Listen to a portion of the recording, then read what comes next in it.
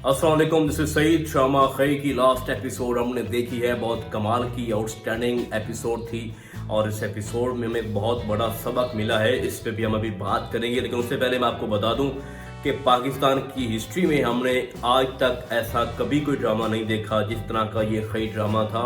हम जब कोई भी ड्रामा देखते हैं, खई के अलावा जितने भी हमने ड्रामे देखे हैं, जब उनका एंड आता है तो एंड देखने के बाद, लास्ट एपिसोड देखने के बाद हमें ये लगता है कि हमने टाइम वेस्ट किया है, हमें ड्रामा नहीं देखना चाहिए था। लेकिन वाहिद एक खई है जिसकी एंडिंग ने हमें बहुत ज्यादा मुतासिर किया और उसने हमें एक लेसन भी दिया। वो लेसन कौन सा था, तो इस पे हम अब बात करते हैं। भाई पहली बात तो ये है, इस ड्रामे का टाइटल था खई।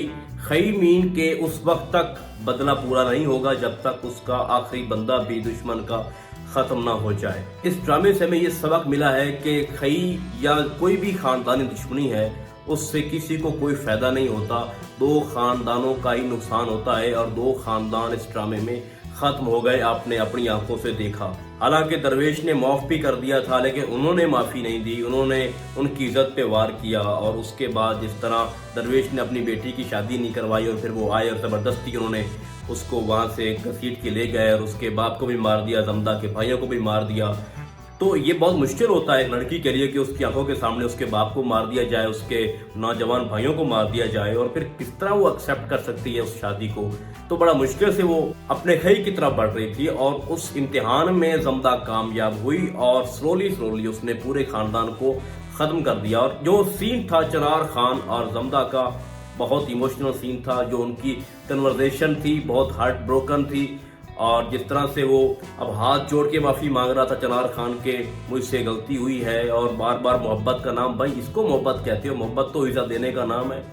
तुमने क्या किया, उसके भाइयों को, उसके पूरे खानदान को तुमने मार दिया। तुम कहते हो कि मोहब्बत हुई है। और बड़ी कमाल की उसमें फैसल कुरैशी ने एक्टिंग की है और जमदा ने जिस तरह से उसको मारा और जिस तरह से उसने ऑलरेडी शुरू से ही कबर खोद रखी थी कि इस कबर में मैं उसको लिटाऊंगी, ये बहुत ही दिल दुखा देने वाले ये सीन थे और बहुत अच्छी एंडिंग थी। अब पूरी एपिसोड पे तो मैं आऊंगा नहीं, जिस तरह से उसने जहर दी और फिर जिस तरह से उसने उसको शूट किया।